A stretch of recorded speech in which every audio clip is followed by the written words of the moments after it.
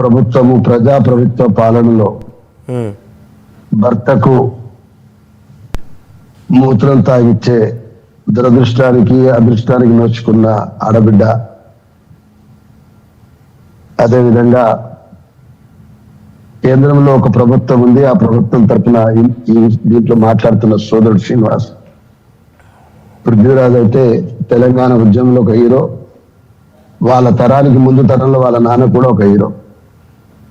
ఇంతమంది మనం మాట్లాడుకుంటున్న ఒక అంశంలో నేను నిన్ననే ప్రెస్ క్లబ్ లో మాట్లాడేప్పుడు చెప్పున్న ఇదే మాట రాజారాంతో మాట్లాడేప్పుడు, మొద్దు సీను బావ కళ్ళల్లో ఆనందం చూసినట్టుగా కోమటిరెడ్డి వెంకటరెడ్డి కళ్ళల్లో ఆనందం చూడడానికి సందీప్ రెడ్డి అంటూడు బోల వెంకటరెడ్డి చేసిన అరాచకం ఏదైతుందో నాకు కొత్తది కాదు. ఇది మీ అందరికీ బయట తెలుస్తుంది, కానీ వెంకటరెడ్డి ఆడియో మాత్రమే విన్నారు మీరు. కోమటిరెడ్డి ఆడియోకు ముందు ఫీల్డ్ లో పనిచేస్తున్నటువంటి ఈ ఇద్దరు బట్టి పాదయాత్ర నల్గొండ నుంచి నకరకల్ వచ్చిన సందర్భం లోపల నకరకల్ నడి చౌరస్తా మీద నేను కాంగ్రెస్ పార్టీకి రాష్ట్ర ఉపాధ్యక్షుడిగా ఉండి రాహుల్ గాంధీ గారు ఒకవైపు ఖర్గే గారు ఇంతమంది పార్టీలకు రావాలన్నప్పుడు వచ్చిన తర్వాత జరిగిన అవమానం అది భాషతో చెప్తే సరిపోదు. అప్పటికే సందీప్ రెడ్డి ఎల్లమ్మగూడెం మాజీ సర్పంచ్ విజయరెడ్డి చంపిందంటూ నిందితుడు. ఆయన నా పక్కన చేరి బట్టి వేదిక మీదకి రాకుండా నేను పిలవకుండా మొత్తం నా మెడ చుట్టూ ఒత్తేస్తున్న వీడియోలన్నీ కూడా మీకు ఒకసారి వీడియో పెడతా, అందరు బయట ప్రపంచం చూడండి.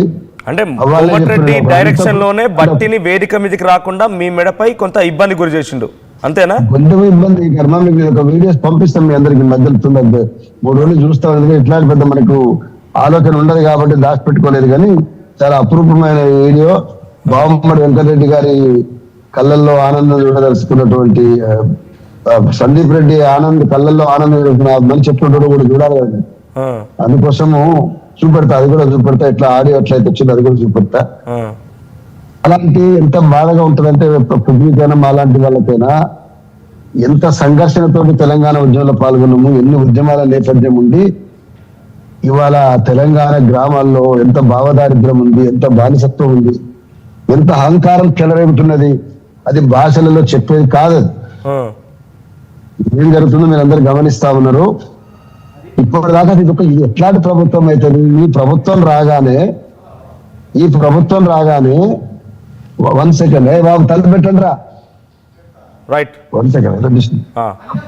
ఎంత ఉంటుందంటే ఈ ప్రభుత్వం సరిగ్గా కాంగ్రెస్ పార్టీకి మెజారిటీ వస్తున్న దాంట్లో 8 అవర్స్ లోపలనే ప్రగతి భవన్ దగ్గర ఉన్నటువంటి ఇనుప కట్టడాలు ఏవైతే ఉన్నాయో ఫెన్సింగ్ అంతా కూడా పగలగొట్టేసి ఈ రోజు నుంచి ఈ రాష్ట్రానికి స్వేచ్ఛ వచ్చిందని బిల్డప్ తెచ్చింది. గుర్తుందా మీ అందరికి?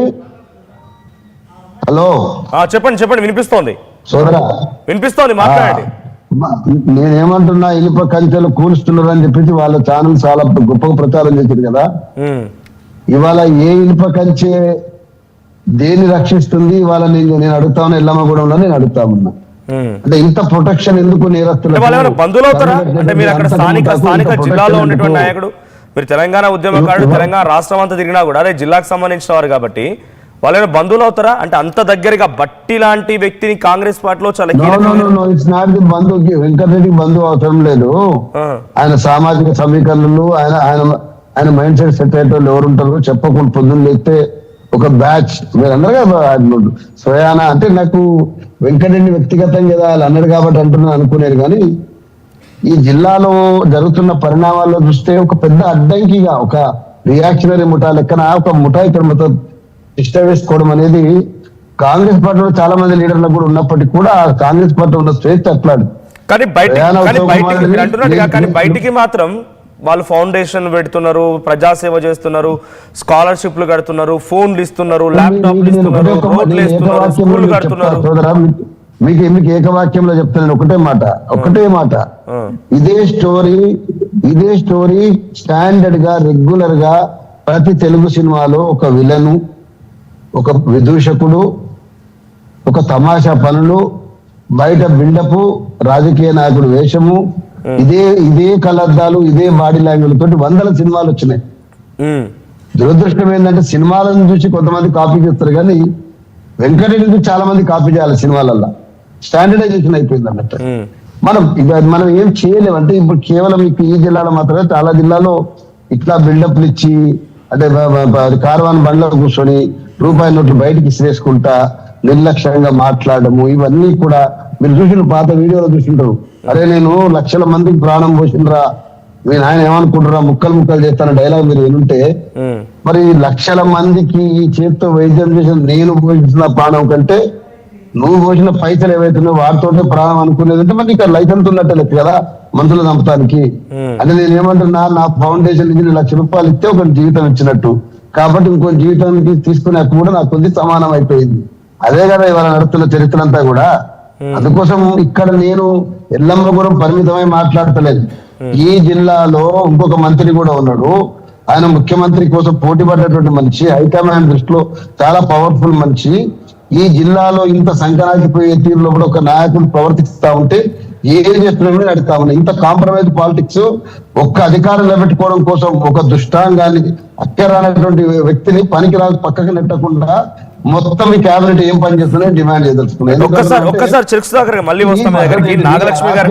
నాగలక్ష్మి గారు డిస్కనెక్ట్ అయిపోతారు టైం లేదు తనకి.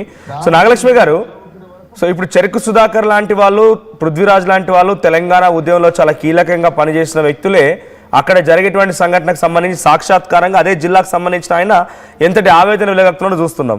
ఇక ఒక్కరోజు వచ్చి అక్కడ ఏంటి ఎలా జరిగింది ఏందని కళ్ళ కట్టినట్టుగా చెప్తున్నారు పృథ్వీరాజ్ గారు.